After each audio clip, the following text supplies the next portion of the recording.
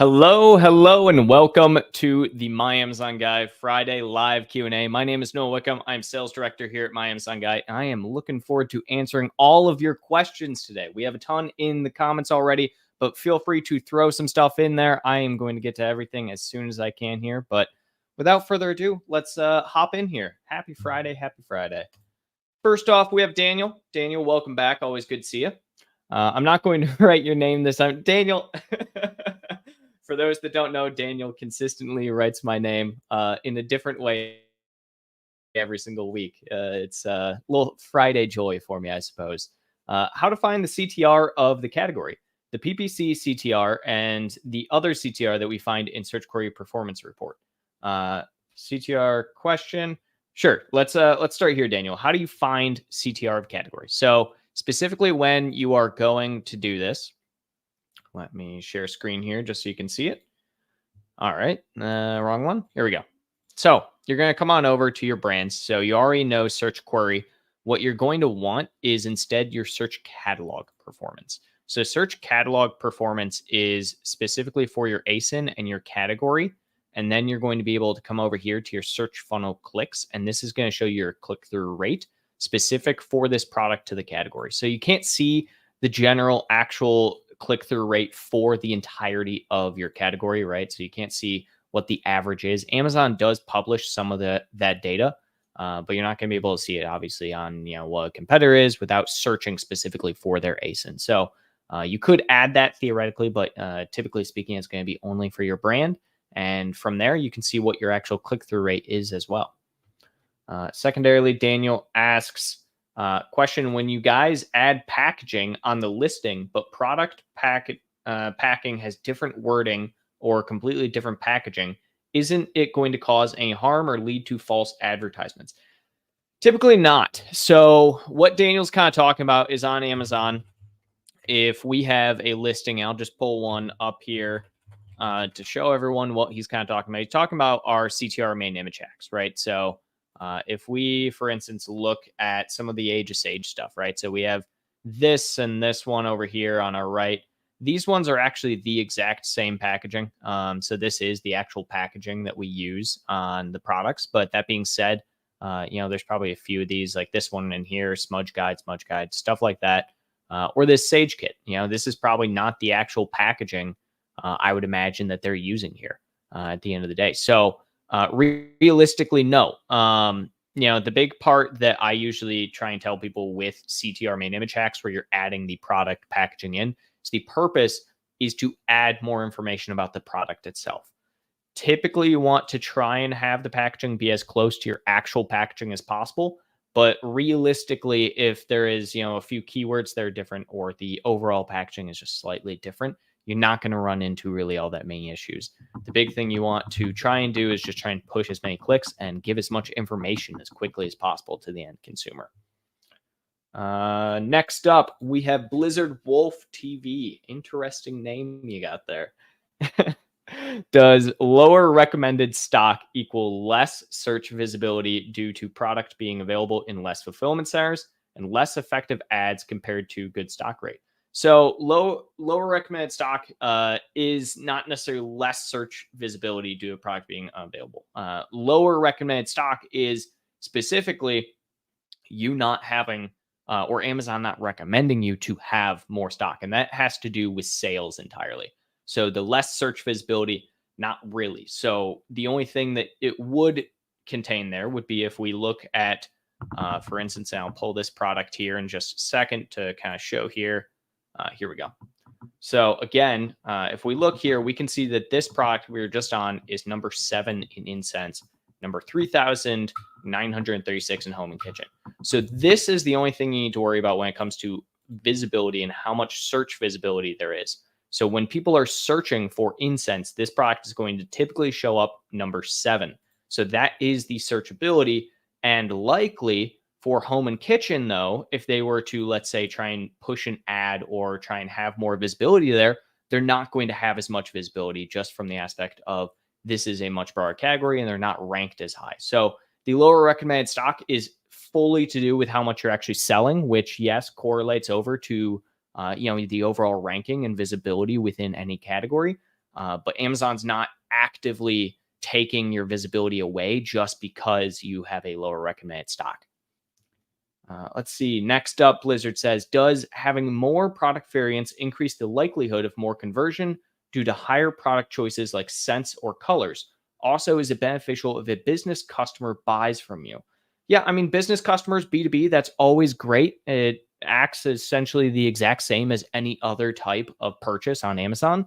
The big thing when you're kind of asking about the variants that I'm going to recommend to you is this: if you have product variants of any kind, let's say it's scent or it's color, don't be pushing your product variants anything more than, let's say, 10 to 12 variants. Usually after that mark, and I will say this is kind of counterintuitive, it really depends on your category overall, but anything past that, and you're really going to be kind of shooting yourself in the foot, I guess is the best way to put it, because of the fact that there's too much choice, right? If you have 20 different options. So if I just look up t-shirts right now, uh, I can imagine that some of these t-shirts are going to have tons and tons of options here, right? So if I look at this one, the Gildan, and I pull this up, you can kind of see that there's a lot of options and a lot of choice here. We have to choose between the number of items, then we have to choose the color that we want, and then we have to choose the size.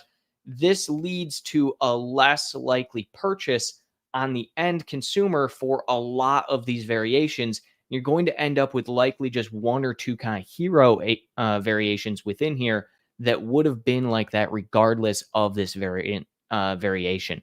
Likely, what I would probably change in a situation like this is have just a 5-pack listing for variations, then a 6-pack, then a 10-pack, and so on and so forth. Especially when you have all these colors that are out. I'm guessing the 10-pack, the 10-pack only has one color variation. The 6-pack only has one color, and same with the 12-pack, right? So by and large, I would typically recommend, if you're going to go with multiple variant types, try and keep it as limited as possible and see what really pushes, because it's not going to necessarily help you. The only thing that helps you there is combining all of those reviews for all of the different variations that you have. And then finally, we have, again from Blizzard, how do you know if your product has been successful during the launch phase? High sales, positive reviews, running out of stock quick, and needing to restock. All of the above there, Blizzard. I mean, yes. How do you know if your product is really successful? You're getting sales on the product and your ranking is going up. That's essentially the benchmark for a product doing well during launch, right? So if you are doing really, really well in sales, you're running out of stock, that's a good thing. The number one sin on Amazon is running out of stock on any listing at any time. But realistically speaking, if you run out of stock on some product during your launch phase, I would almost prefer that over keeping that stock in for 6 months. Because guess what? Running out of stock means that there is high sales velocity for your product and high want, and you're going to do really, really well with it. So absolutely high sales running out of stock, that's fine at launch, in my opinion, as long as you have a plan to kind of keep that momentum growing in the future. Let's see here, guys. We have Innovative House again. Amazon is rolling out new surcharge fees for products priced under $10 as part of their peak season fees. Can you explain and provide summary of this new fee? Yeah, so it's not a new fee just for under $10. I can pull up the actual peak surcharge here. So it's not specifically just for $10. It's for everything. So Amazon always has a peak fulfillment fee essentially during Q4. Let's see if I can find the actual article for it here. Innovative House. Typically speaking, though, just so everyone understands, during Q4, Amazon gets a lot more sellers on the platform and a lot more people sending in product into their warehouse. And so therefore, here we go. Let's pull this if it will load for me. There we go. Here we go. All right, let me share this real quick, guys. So essentially, Amazon has changes to size tiers and fees, essentially. And so for peak time, let's see, here we go. Peak 2024 fees. This is for apparel specifically, and then we'll go up here, which is our regular fulfillment fees. So regular, you're probably going to see likely about a 20-cent increase is what I'm kind of seeing from an average perspective. For the products under $10, I wonder if they actually list that one here. I don't think they do. Do dangerous goods. Here it is. So products priced under $10 automatically receive low price FBA rates. Low price FBA rates are 77 cents unless they are standard FBA rates. From October, the holiday peak fulfillment fee will be applied to these products that receive the low price FBA rate. On January 15th, fees will revert back to a non-peak period. So what that essentially means, Innovative House, is that during essentially this time of the year, Amazon is going to remove this 77 cents. So if you have a product that is priced under $10 during Q4, instead of paying your typical low priced FBA of 77 cents, they are going to be charging you the fulfillment fee for 2024 peak, which, yes, will definitely hurt in the long run for a lot of sellers. What I would typically advise in this kind of scenario is definitely go through the process of updating your pricing. Try and make sure that you have essentially your price, getting higher. So during Q4, if you have to raise your price to try and work with the peak fees, I don't see that as an issue. You're going to be paying the same FBA charge regardless of the low inventory fee. And then come January, you can lower your price again. Let's see here. Let's go to Pro Hall. Happy Friday. Hope you are doing well. I'm doing very well, friend. Always happy to see you here. So I reported the nonstop attacks on my hero ASIN. Good. Amazon responded with the following. Thank you for your report of a suspected policy violation. We investigated the issue that you brought to our attention and took appropriate action. For privacy reasons, we cannot share the results of our investigation with you. They did just blow me off. I see no changes.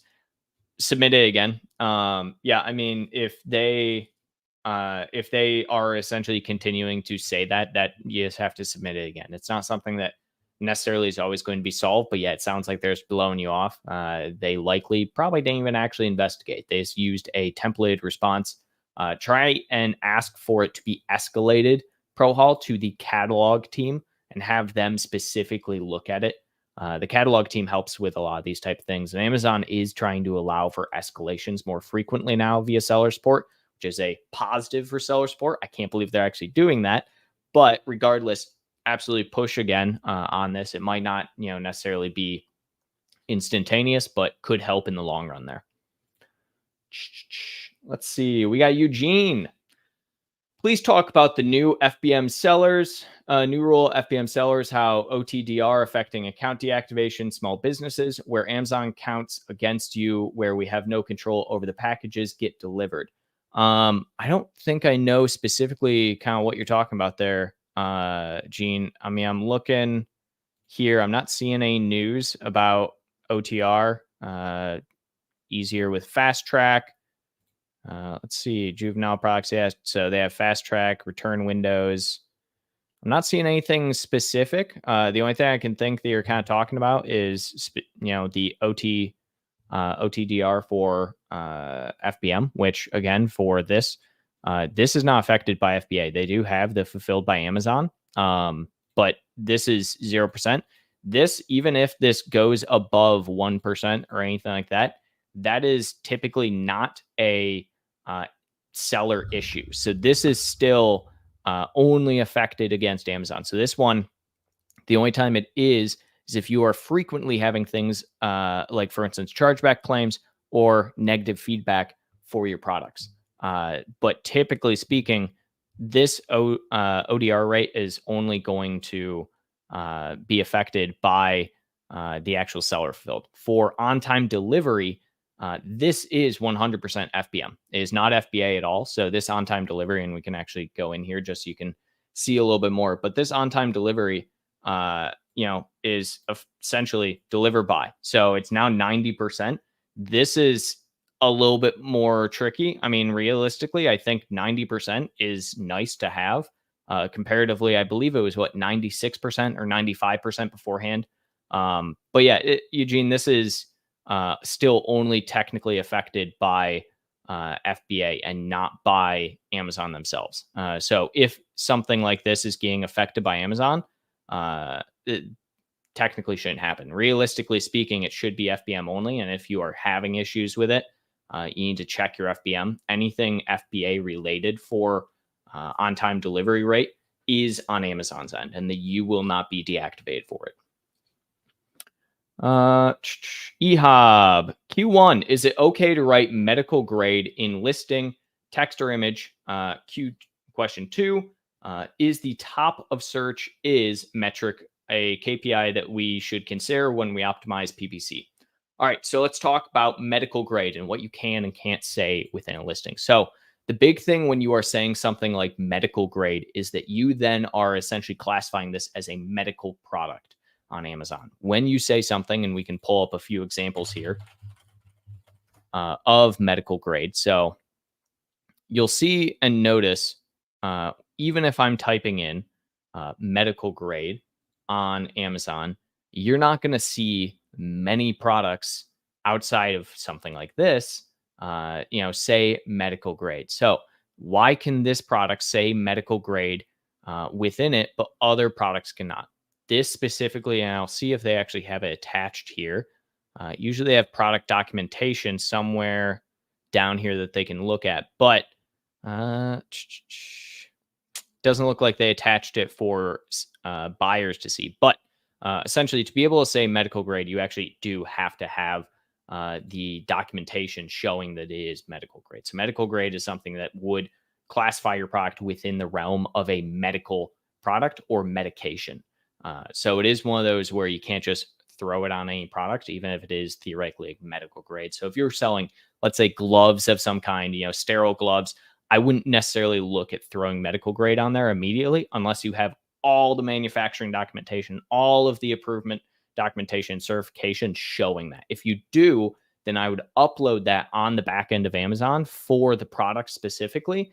And then I would submit a case to seller support asking for them to classify your product as medical grade with that documentation.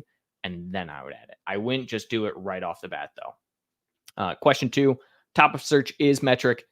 KPI, I'm up in the air on this one. Top of search is not, in my opinion, a super useful metric. It's nice, but realistically speaking, unless you have a very, very high ranking product, your top of search is not going to be necessarily that high. Let me see if I can pull this up. I'll have to change columns here, but I will share this just so you guys can see what I'm doing here. Here we go. We'll do top search is. Where'd that throw that? There it is. So realistically speaking, I don't think that it's that big of a deal. We have some in here that are 33%, 45%. These are defensive campaigns, right? So this is our own branding on here, 47% own branding. For any regular campaign, it would be nice to kind of see. I don't think it's 100% something you should be using all the time, but is something that can help you understand how often is your bid and your top of search actually being a good placement, at the top. So if you have campaigns where you're specifically doing placement top of search and they're doing a modifier for it, then yeah, I would track it. But for any regular campaign, especially if you're doing something like, I don't know, product pages or something, absolutely not. Don't make it your end all be all of a thing. And, especially if it's a campaign that's not converting, but you're seeing its top of search like 45% of the time, that is a time in which you should check that as a KPI metric, essentially. Jacob asks, hi, how are you doing? I'm doing fantastic. It's Friday. I cannot complain. I'm here. I'm having a good time. I'm answering some questions. Let's see. Dazzler. So I have a few questions. 1, how to negate keywords using bulk files. 2, how to increase sales of product we launched 2 months back. And let's see. Says, like my company launched those products. Okay, so first and foremost, how to negate keywords using bulk files. So I'm not going to walk through the entirety of the bulk file process. We have some videos on that, Dazzler, on our YouTube. I think I actually have recorded one specifically going over how to put negations via bulk files. The big thing when you're looking at any bulk operation, obviously, is to make sure to pull your data first and foremost, utilizing your bulk data from the bulk operations section to then see, okay, do you have keywords that are non-converting keywords that are eating up a lot of your sales? That is the biggest thing when it comes to negations. Anything, and I would also advise in campaigns such as like phrase campaigns or broad campaigns more specifically, add more negations. If you know in your broad campaign, it is hitting on search terms and those search terms have nothing to do with your product, add them to your negations. The big thing there is, just wasting money essentially. Ooh, that was a loud alert on my computer. But yeah, the big thing with bulk files, they're not too hard. I'll try and link afterwards a video on how we kind of do bulk file negations. If not, I'll throw it onto our docket to publish one for you. Secondary question: how to increase sales of a product we launched 2 months back? Increase your ranking, which is increased through sales. How do you get sales? Well, you have to do twofold. One, update your title, your copy, your bullets, everything, your SEO, to have more keywords in it that you can index and rank for. And then two, pump it from an advertising and paid search perspective. So paid search is always going to be a first step when you're trying to kind of reinvigorate some sales. But secondarily, paid search does nothing for you if you're not updating your copy effectively. I would then look to see, hey, where is your click-through rate and your conversion rate for all of your current keywords and your advertisements? And are you getting anything from that that you can utilize? So a big thing that we kind of preach here at MAG is the ICAP funnel. I've talked about this a million times. Let's see, I'll use search catalog just so people understand. The ICAP funnel is your impressions. So are you getting impressions in a certain area? This is the catalog rather than the query, but you should use the query for this. But are you getting impressions? Are you getting clicks on those impressions, right? So what's your actual click rate? How many cart ads are you getting? And then what is your purchase rate? So this gives you an entire idea from start to finish. If you, for instance, aren't getting impressions, that means you aren't ranking and indexing on enough keywords and you aren't pumping enough advertising towards those keywords. If you're not getting any clicks, you need to update your title and you need to update your main image to make them more appealing to the end consumer. If you're not getting cart ads, you need to update your PDP, so your product detail page, to give more information to the end consumer, and also check to see if your pricing is competitive enough. And then finally, purchases. Purchases usually is very, by and large, pricing oriented. Do you have competitive pricing comparatively to the rest of your market, your demographic? Does your product effectively show what its unique identifier compared to a competitor is that would make someone want to purchase it? We have Sup Safi. Interesting name again. Hashtag off topic. Okay. Hey, hope you're doing great. I am. Thank you. I wanted to ask, what is the salary range for Amazon Catalog Manager with over 3 years of experience? So we don't have at MAG a specific job for Amazon Catalog Manager. We have Amazon specialists, we have advertising specialists, we have brand managers. So each one of those has a different salary range. It just depends on which one of them you're in, more specifically. Overall, if you're talking about the market, it really depends. If you are someone who is a catalog manager or a brand manager, is typically what I would consider a catalog manager, who is US based, you can have anywhere from a $30,000 to $100,000 plus salary. It's very, very broad. Has to do with experience. 3 years of experience can be seen as a lot of experience or very little experience, depending on who you're talking to. If you've only worked for one brand or only worked with one product type or category for 3 years, that realistically in the Amazon space is not that much experience compared to someone who, let's say, worked at an agency for 3 years and worked with 45 different brands and 15 different categories, right? So the realistic answer here is it's just very broad. Sup Safi. I wish I could give you like an exact, yeah, you should go for this, but if you say, hey, I'm looking for X job at X type of brand, I have X years experience doing X, Y, and Z, I could probably give you a better answer, but it's very, very broad. Dazzler again. Also, where could I learn Amazon PPC? Really wanted to have knowledge like you guys. Great question, Dazzler. And I have a great answer for you. If you head on over to courses, I believe, what is it? Mag School? Yeah, there we go. magschool.com/courses. We have tons and tons of courses for sale. So we have tons of courses. We have a PPC course right here that you can look at. This is on our website, not Mag School, but either way. But we teach pretty much everything and anything between Amazon. If you also want to learn, some more, we have tons of videos on our webpage. Check them out there. But yeah, I'm always going to pump up our courses. They're probably the best that there is out there. So definitely go check it out.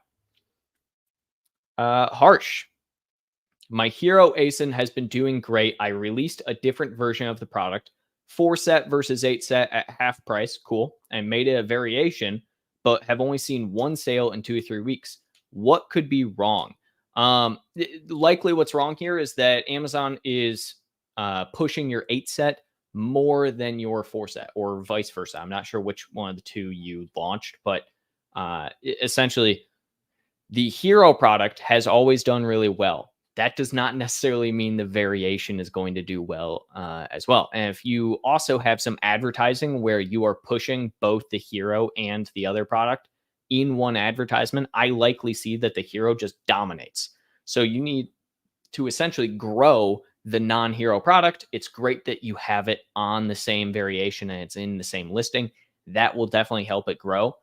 A bigger thing that I will see people do is that, for instance, a 4-set will be closer in price to the 8-set or so on and so forth, and not exactly just a 50-50 split, right? So you don't just double the price immediately. Sometimes the higher one is just a little bit cheaper than double because it gives that incentive for them to buy that. So I would say go ahead, split up them when it comes to advertising. Make your pricing a little bit different, but realistically speaking, you're always going to have a hero product. And when it comes to variations on parentages, AZ Water, question 2. I don't know if I saw question 1, but we'll keep going with it. I launched a new product. Cool. There are no direct competitors for several reasons. One is a bundle that includes 3 related products, each of which is unique. The PPC is not working well. Is there a second part to this question? Not seeing if there is. So we'll keep going with it. There are no direct competitors for several reasons. One is a bundle that includes 3 related PPC is not working well. If your PPC isn't working well, especially if you have like no competition, which I always find it very hard to believe that you don't have competition on Amazon, because there are literally tens, hundreds of millions of products, right?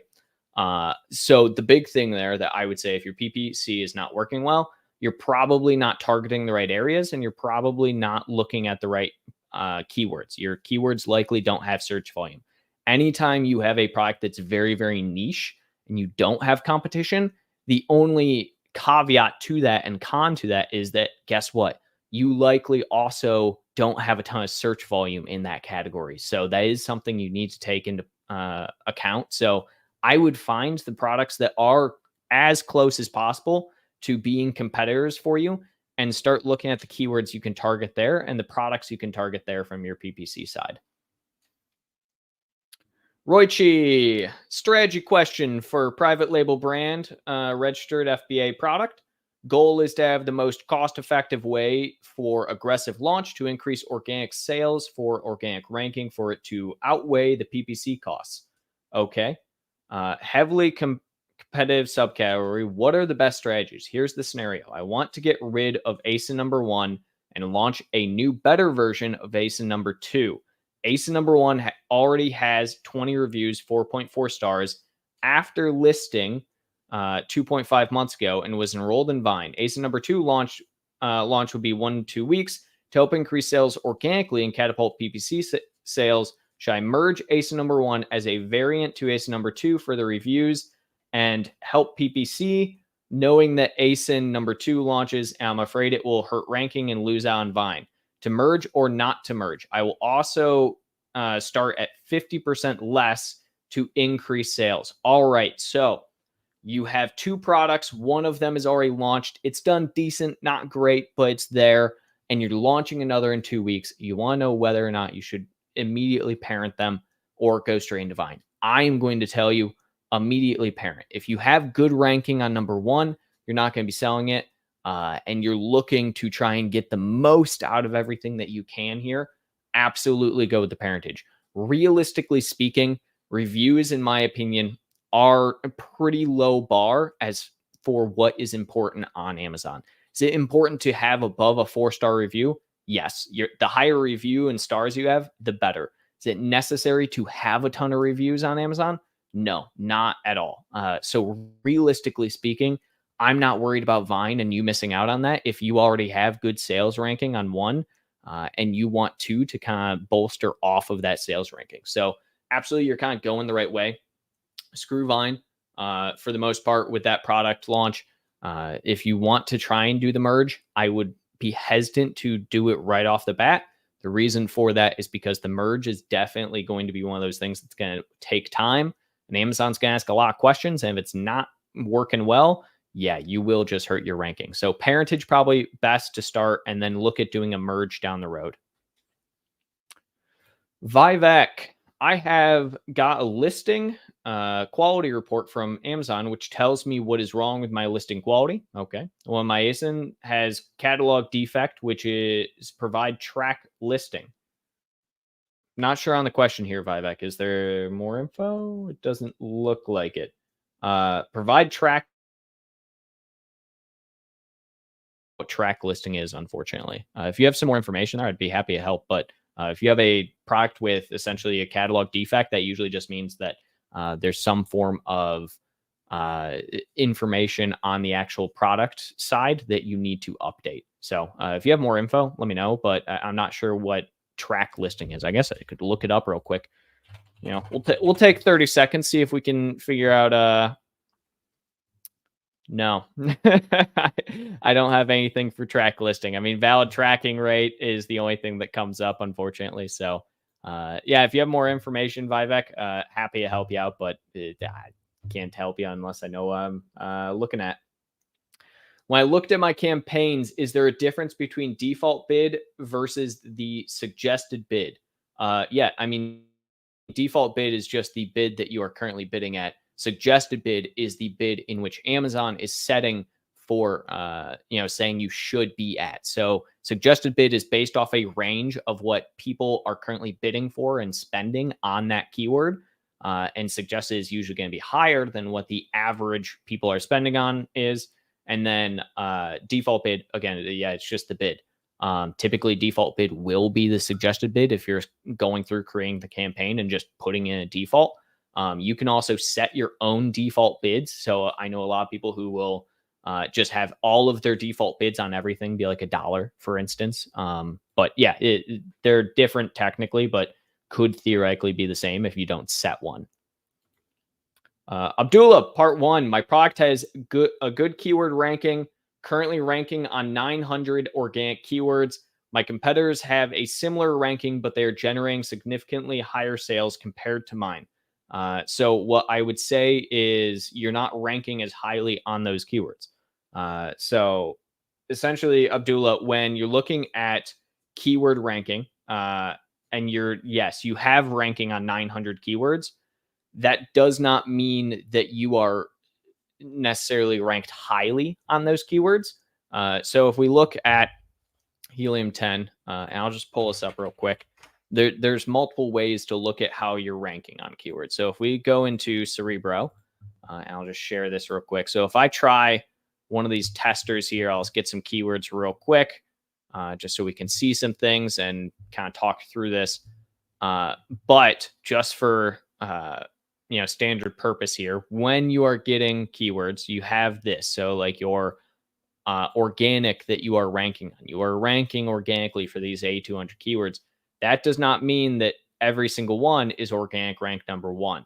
So you can see a lot that are organic rank number one, but I'm sure if I go to 150 here, it would show a ton. Yeah, number two. So you can be ranked for or indexed for 8,230 keywords, or in your case, 900, but that does not mean or correlate to the direct keyword ranking. So they likely have a higher ranking on a lot of those keywords than you, is the primary thing, as well as they're probably pushing a lot more advertising. So check out their ads. make sure you're doing some self-targeting so they're not taking any sales from you, and hopefully that helps. Asen, would you like some initial ideas on how to analyze the situation before getting into deeper comparisons? Part three. Abdullah, let me come back to this. I don't want to do an ASIN review right this second, primarily because every time I do an ASIN review for you guys or for one person, everyone just starts throwing their ASINs in, and then I don't get a chance to answer all the questions that are being presented. So let me come back to that if we kind of get through all these questions, and I'll be happy to do an ASIN review. I don't see a part two to your question either. So if you have a part two, feel free to throw that in for me. Rosina, Fridays are good for one reason, the mag show. Look, I'm happy if I can bring a little bit of cheer to everyone's Friday, a little bit of less stress because you don't have a question that you don't know how to answer or something happening and a problem can be solved. So happy to do that for you guys. Let's see. Rosina does ask, as UK-based seller on Amazon UK, do we need to register for Lucid or EPR in Germany ourselves? If we're selling Amazon UK-based FBA inventory in Germany through Amazon's remote fulfillment via FBA service. Yes. So theoretically, you still technically are supposed to, now that the UK went through Brexit and everything, you can do remote fulfillment, but you need to have the German marketplace set up to do that. To have German marketplace set up, you do need to be doing Lucid and EPR. I would typically do that also through like a responsible person or a software company that can manage all of that for you rather than doing it yourself. I've gone through, I know quite a bit about it at this point, but it is a pain in the butt. There are a reason that there is entire companies who their entire thing is doing Lucid and EPR for people. Need to fill in country of origin data for over 1,000 SKU listings. When uploading bulk file, which columns must be filled for each SKU if the partial update is to provide the country name? So, Rosina, it's the same exact as any other partial update. The only difference is that you just add that country name. So when you're doing a partial update, you only need to have your ASIN, your identifiers essentially. So ASIN, UPC, SKU. So you want to have those ones. And then on top of that, you have to have, I think your pricing. And then from there, how is the fulfillment method? And then you can add your country. So it's the exact same as any other partial update that you would do where you don't have to fill in imagery and all of that stuff. And it's only going to fill in the specific areas for that you're filling in, right? So it's only going to update any of the ones that you're filling in. What I would probably do, I advise you to do, is just get a catalog listing report, get all the data from there, copy and paste your identifiers, and then put the country code in. Boom, partial update. Let's see. We have Uzman. How can I do DP on Amazon? I assume you mean like drop ship or something. You can't. The 9076 you have. Yes, that. 97. Oh, is this related to what was the question earlier? Eugene, that you were asking. Eugene was asking, please talk about the FBM sellers. Yeah. So Eugene, again, that's just FBM. So that only affects, again, the FBM sellers is not FBA. Viper, let's see here. Hey, Noah, what's a good profitability margin percentage to grow, including PPC/average return percentage? Here's what I'm going to recommend. If you want to be, especially from like an advertising perspective, tacos, I would be looking at roughly around a 20% tacos if you are trying to go for some aggressive growth. So 20 to 25% tacos is, in my opinion, aggressive growth. Anything over that is like super aggressive. If for ACoS, I would say somewhere between 30-35%. So it really depends on your product, obviously, and how much profit margin you have. I would say that typically speaking, 10% tacos is kind of the standard. 10 to 15 is the standard for just kind of average growth margin. So if you're just kind of trying to grow at a slow pace, you're not trying to overextend and you want to stay relatively profitable, 10 to 15% tacos is usually a really, really good metric to go by. I'm always going to be a firm believer, by the way, that tacos is a better metric than ACoS when it comes to understanding your business as a whole. mainly because on Amazon, everyone has to advertise. It is a platform that you cannot succeed without advertising, unless obviously you're like a reseller of like a number one product, right? And there's organic traffic all the time. It's just very, very hard to for your brand grow at all if you're not advertising. So taco is, in my opinion, way better metric. Let me get some water here, guys. I am parched here. I'm answering questions, talking 40 minutes straight. Woo. All right. April. A small pet product I sell, about one per day, was purchased about 70 times in 24 hours by business customers across the country. Awesome. Then back to normal.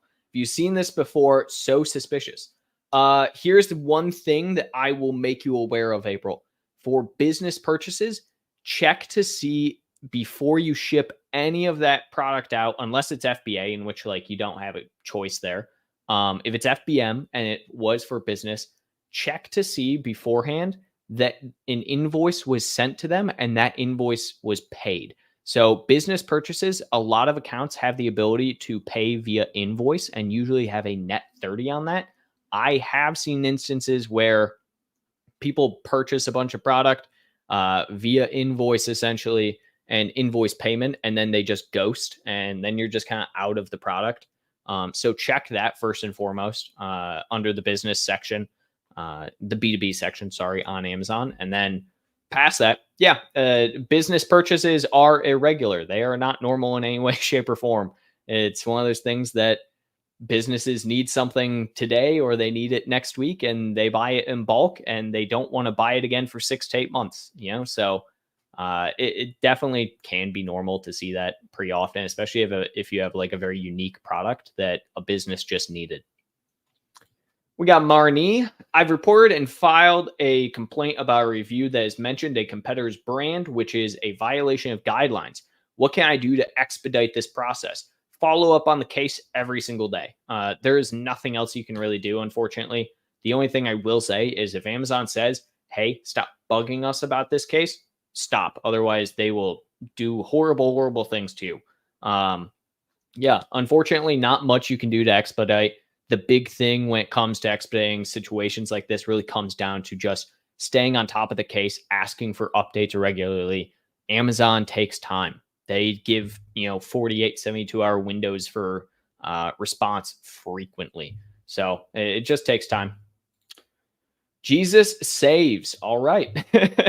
Selling and shipping to other countries. I have no idea how to do that. Any advice selling from the US? If you're trying to sell and ship to, let's say, Canada and Mexico, I would start with the NARF program, North American Remote Fulfillment. So you can do that over here by specifically going to, inventory and then remote fulfillment with FBA. So if you want to start selling Canada, Mexico, start with remote fulfillment with FBA or, the NARF program. So start here. You can manage your listings for those. I think you can also do Brazil now, which is kind of funny because that's South America, not North America, but whatever. Secondarily, that I would then also look at sell globally. So this is where you should start, open up different marketplaces for yourself and then just send in via FBA, right? So the entire process can be built out within Amazon, essentially. Do Europe, send into Europe FBA centers. They'll tell you exactly where to send. But yeah, I would do North American remote fulfillment to start and then kind of branch out into other countries. Start sending, always do FBA for them because it's a real pain in the butt to try and find 3PLs that are reliable, especially in like Europe and whatnot. So if you have any questions other than that, let me know, but that should kind of get you on the right path. What is the best way to get negative reviews removed? Which Amazon team has authority to remove reviews, and how can we contact them? If the negative review is factual or it is not disparaging or it is actually about the product and someone didn't like the product for some reason, you can't get that removed. People are allowed on Amazon to leave negative reviews. That's just how Amazon works and how reviewing works.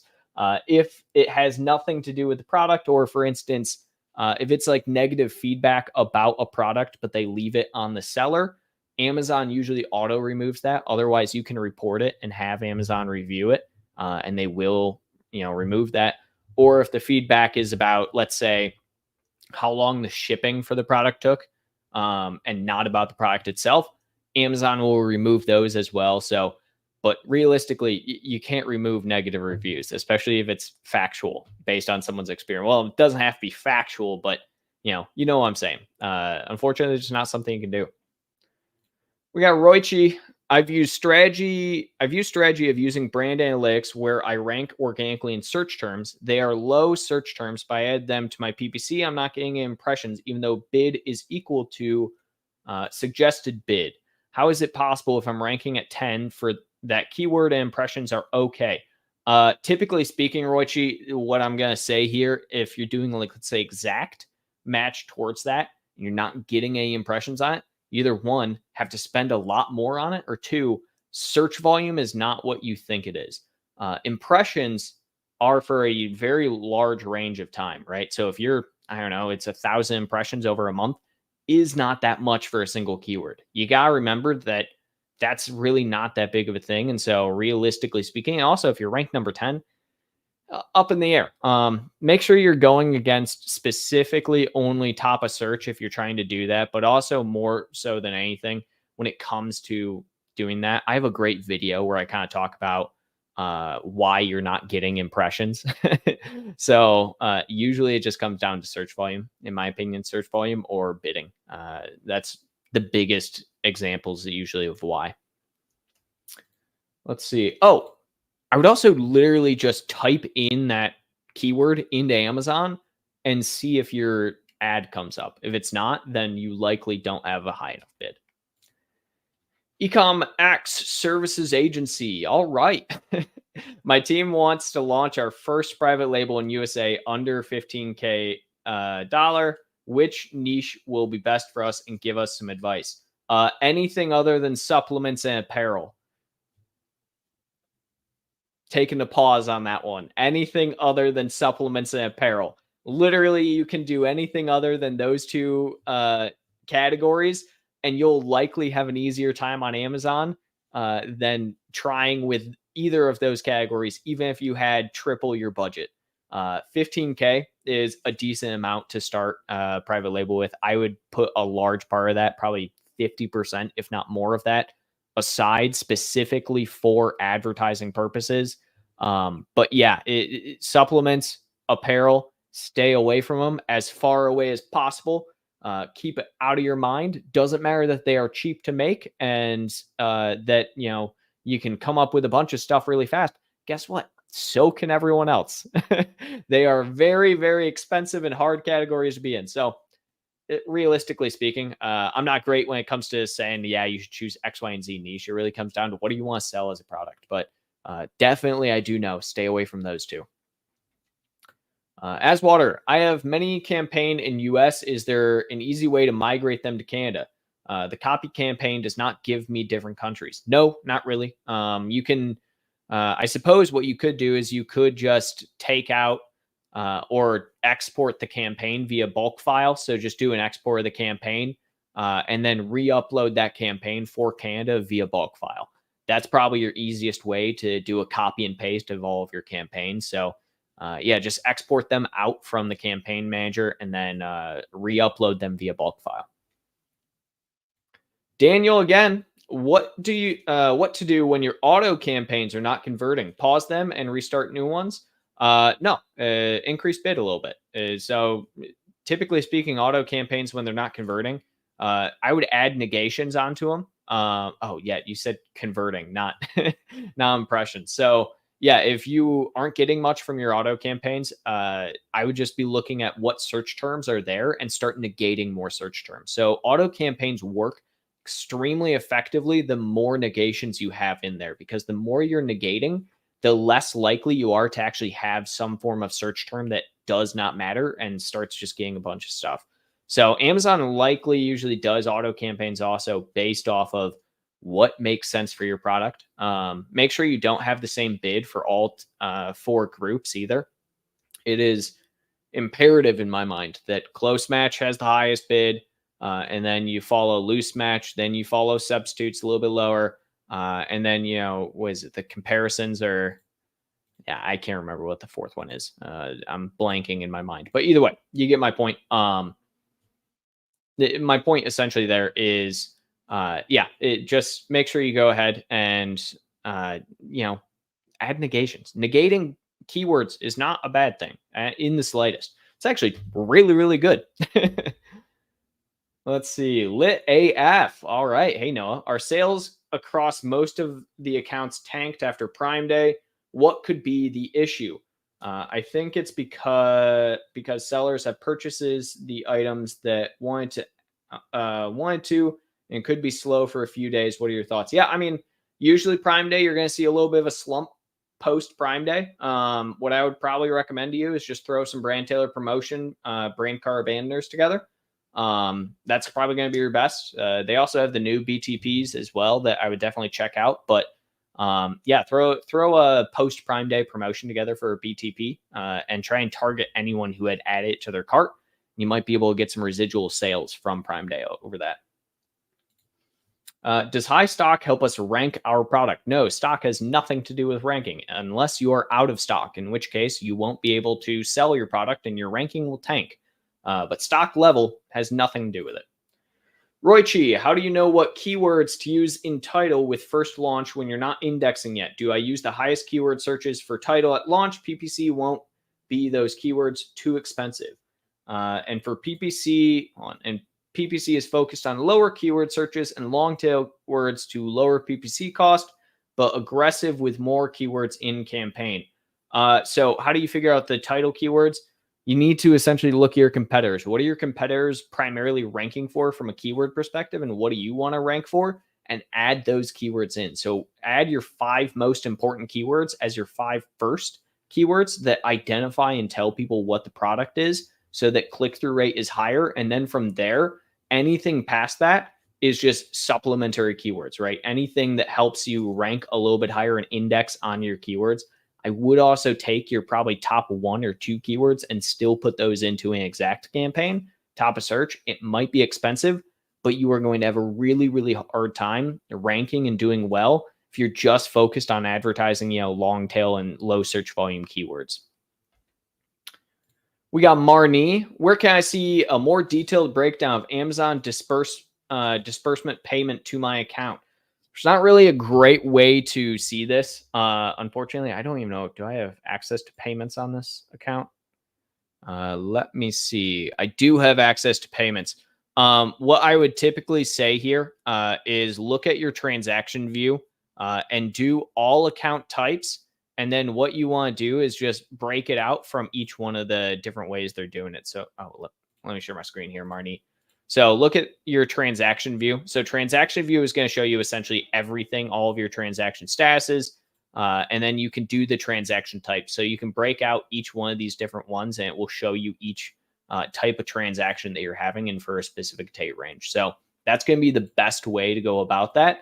It's not specifically disbursement payments, but it will help you with the transaction side of things to understand a little bit more of what's actually coming through.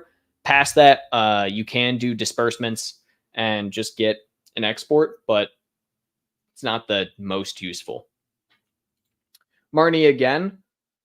I have 5 variations. I noticed one variation have slightly different Amazon fee and FBA fee compared to other variations. What is the reason for that? Likely you have slightly different either pricing or slightly different sizing. So make sure that your sizing is correct.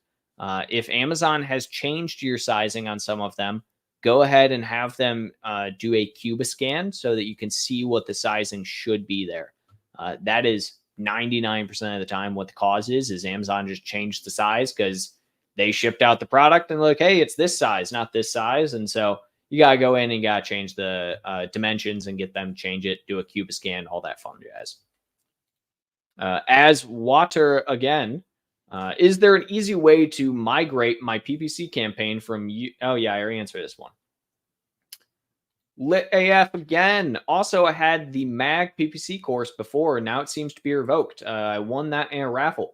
If that's the case, then just send an email over podcast@myamazonguy.com with your original kind of confirmation and everything, and we'll get you hooked up again. Make sure you have access to it.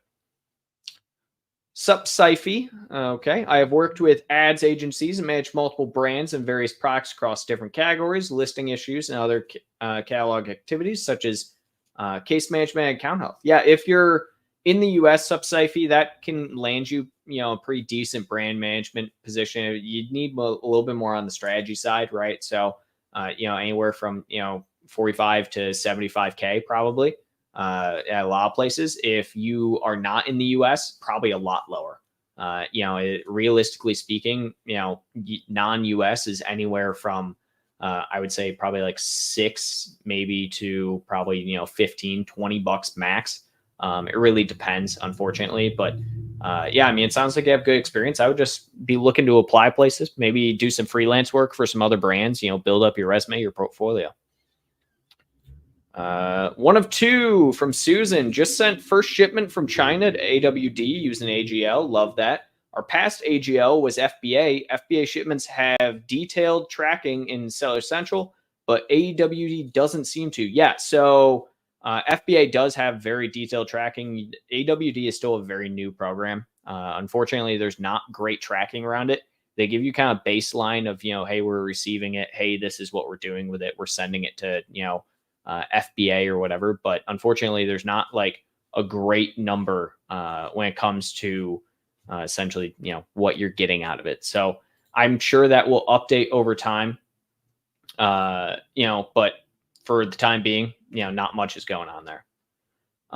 Let me see real quick. I just want to see where we're at here, guys. 12:56. It will be around probably for another 15-20 minutes here, guys, just to let you know. So if you have more questions, throw them in. I'm going to try and get through as many as possible here. Roichi again. When launching two separate ASINs independently, they're the same. They're same other than color. Should I do separate campaigns so they both have equal opportunity, or have them under one campaign together? Do a campaign for them together and then do two separate campaigns. So have essentially, both them together in one campaign, do your primary keywords, but then also separate them into their own campaigns. You will very quickly see which of your variations is a hero product for this Roichi. Let's see. 2 of 2, no AWD details for the AGL/overseas part. Yeah, that's going to be housed within AGL. So that's not going to be on AWD. That is specifically going to be on AGL. ETD, ETA, etc. Yep. Is it just that it's still new and they don't have anything fleshed out yet? Or is this going to be black hole until it hits USA? You can check in with AGL. AGL should have that information for you. Usually it's just a black hole, but also, it's just because it's new. AWD just doesn't have any information, unfortunately, just because it's a new service, new product. They're still fleshing stuff out for it. They've made leaps and bounds improvements even since like spring of this year. It is way, way better. We got Journeyman. What is your favorite way of getting outside traffic to your listing? My meta ads keep getting banned, so I don't want to rely on them. How about Google or others? I like doing UGC content. UGC content works fantastic. Work with some influencers, have them kind of promote your product send to you via attribution links. So UGC is really great. Google Ads is also usually pretty good. If you have a bunch of organic that you can email market or anything, that's great as well. But by and large, brand referral bonus, always make use of that if you're sending outside traffic. And then, UGC is usually the top dog in that scenario. Lit AF. Also, how would you approach a supplement brand where average conversion rate, CVR, is $5 to $9? Also, considering our CVR is above 10%, but rankings aren't great. We are pushing subscribe and save, but haven't had great success with ads. Realistically, Lit AF, advertising is the way to go with supplement brands. It is very difficult until you start to get very consistent, like subscribe and save and organic, to grow supplement brands. I was talking about it earlier. It's not an easy place to break into. It just is not. It costs a lot of money, as you can see. $5 to $9. Cost per click. That's normal for supplements. The biggest thing. Focus on taking out competitors. make sure your click-through rate is top notch. If someone is seeing your product and clicking onto it, make sure that that is happening. If you want your click-through rate as high as possible for supplements, and then it will make it better if you can have your conversion rate based on pricing be extremely high as well next to that click-through. You also say tacos is between 20 and 35%. That's great. That's honestly a really good place for growth. You will grow pretty well if you stay around that range. Just make sure you're changing out your keywords often so you keep ranking on more keywords and keep indexing on more keywords. What counts as a good sales ranking? Well, ranking is anything between 1 to 500. So ranking versus indexing, so people understand, if you are ranked for a keyword or on a category, you are somewhere between 1 and 500 for that keyword or category. If you are indexed for it, you are somewhere between 501 and who knows what the number is, a million plus, right? So that is indexing versus ranking. So realistically speaking, what's a good sales ranking? Anything between 1 and 500. To be ranked is to be good. Realistically, it really depends. How many competitors do you have? If you're number 800 in a category that has 1.8 million and whatnot, it's still pretty decent. Not the best, but what's a good sales ranking? Number 1. Tommy. To be realistic also, Viper, top 10. If you can make it in top 10, top 50, that's really, really good in my opinion.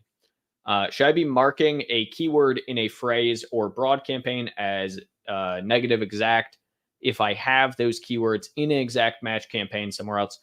Technically, yes. It's not necessary all the time because you can still be kind of targeting in 2 different ways. It's not going to necessarily help nor hinder you, but if you want to make sure you're not doing any like kind of cross sale, any cross cannibalization with campaigns, you should go through and do that. But I would kind of wait to see where your search terms end up before you just go through and say, oh, broad campaign, no, to all of these exact campaigns. Because you might just be missing out on some sales that would come from the phrase or broad that the exact didn't actually hit. We have a good graphic. I have a graphic I'm posting on LinkedIn later today. If you want to go check me out on LinkedIn, just /Noah Wickham.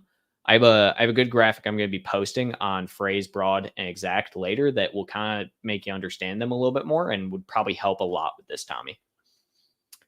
Jacob, what's your opinion on Perpetua for automatic PPC optimization? I think AI automatic PPC optimization kind of sucks, to be entirely honest. I know it is the new wave. I know that it can work really, really well for people, but I have far too many times in my career worked with sellers who come from not Perpetua specifically, but just AI and automatic, campaign managers and everything, software campaign managers, I guess, where it's ridiculous. They have 2,000 plus campaigns for, all of these different keywords, doing all these different things, right? That half of them aren't even actually doing anything. And realistically speaking, it's a small account, could probably only have 50 campaigns and do the exact same, spend less, make more. And I think by and large, they have the flaw that is it's very hard to program, hey, I want to make money and be more profitable while also still growing. And I'm okay with growing in X capacity if it means, I have to spend a little bit more. It's very hard to convey that emotional side of like what someone realistically wants to do on an account and how they want to grow on an account and make that into a campaign. So that's why I love manual optimization. I am a firm believer. I have always done all my own manual optimization. I firmly believe that it, at the very least, even if you are using an automatic software, you should be going in and probably doing some manual optimization yourself in some way or have someone else do it, just because there are so many misses that I see the software make where, they focus too much on, ACoS, or they focus too much on, great example. We had a account come in recently, seller. They had for their thing, they were like, hey, we want to be between a 20 and 40% ACoS. The software essentially interpreted that as bring their ACoS down as much as possible, whenever possible. All of their campaigns were somewhere between, 20 and like 28%. We bumped up half their campaigns and their ACoS sat only, I think, at like 31%, but it increased their overall sales nearly 10x in a week. So it's things like that where I think the software can be great. I do, but it's very good only in like small doses. And realistically, I think it works best for people that have like 10 plus thousand ASINs, things that you can't possibly have without or manage without like a huge team doing all the advertising. Marnie, with 5 color variations, should I include the title keywords like pink gift for women and so on, basically color specific keywords for each color? Will that benefit my listing? Yeah, you want to rank for your specific variation color. So yeah, absolutely. Richie, sorry that wasn't clear to me. You said merge the two ASINs to ASIN number 1. Oh, you're talking about the question. However, the only difference between two is size. So it qualifies as variant to each other. So do I merge at launch or don't merge? Don't merge. Just add them into parentages together as variations.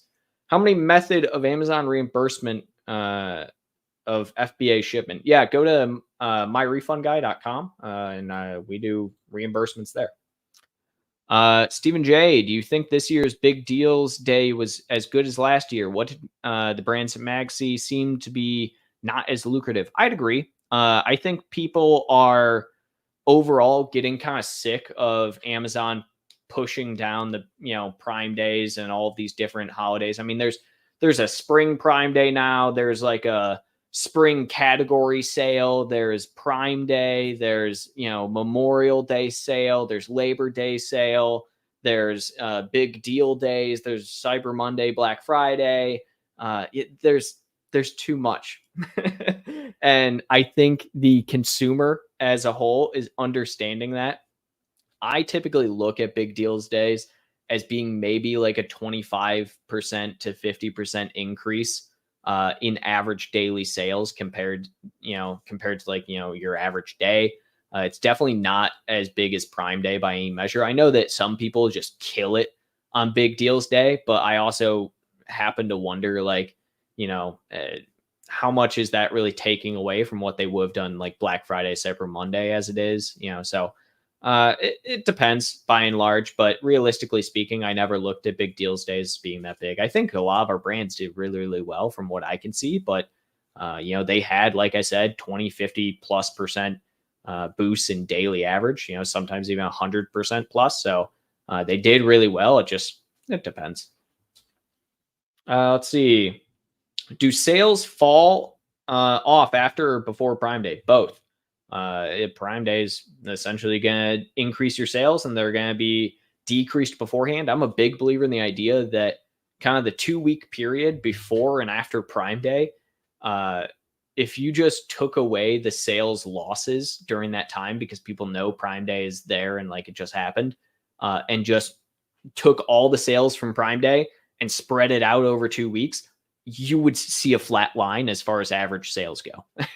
I am a big believer in the idea that Prime Day hurts you before and after sales wise, while simultaneously it's just taking all those sales, putting it into one day that could just be normal sales velocity. I do think it can help majorly with ranking just because you get a huge boost in sales, but either way. What is the best way to get Amazon influencers? Is there a program that we can enroll in to get influencers? Yeah, I would enroll in the what is that called? Not the case study. I can't believe I'm blanking on this, but there's the Amazon program under advertising where essentially you can work with creator connections. Goodness gracious. I was thinking CC. I just couldn't think of it. Creator connections under advertising.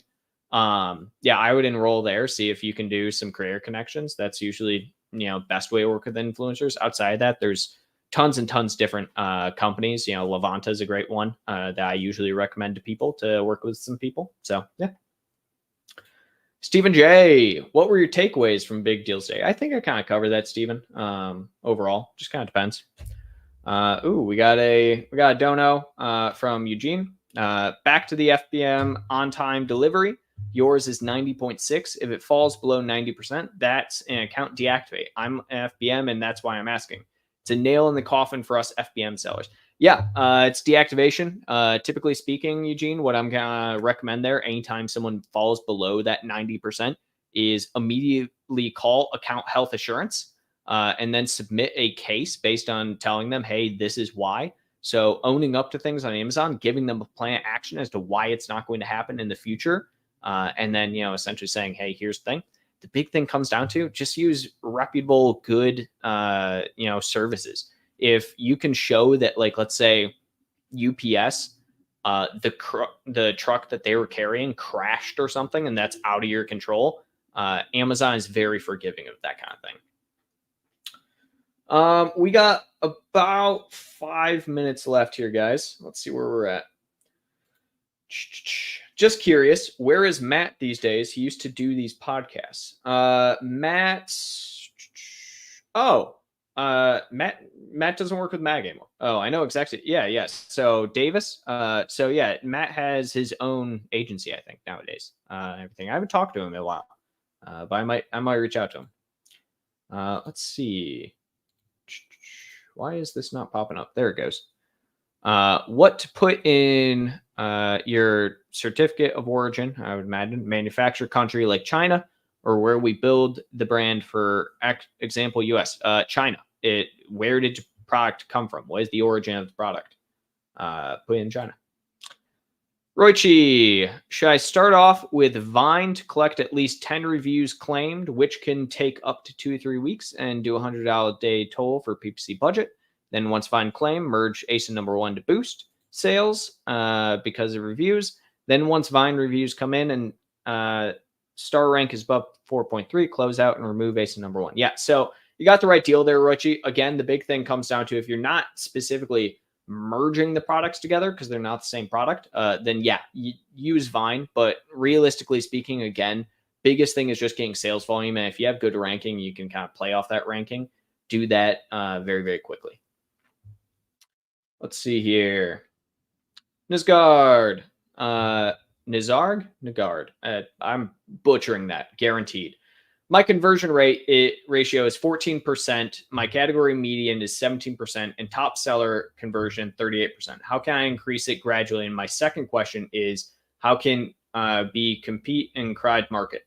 My add to cart ratio is around 30%. My conversion 14%. How can I retarget add to cart audience, improve conversion? So conversion, largely based upon your PDP. So make sure you have as much information as possible in the PDP. And secondarily, price. Price is the number one converting factor on Amazon, bar none.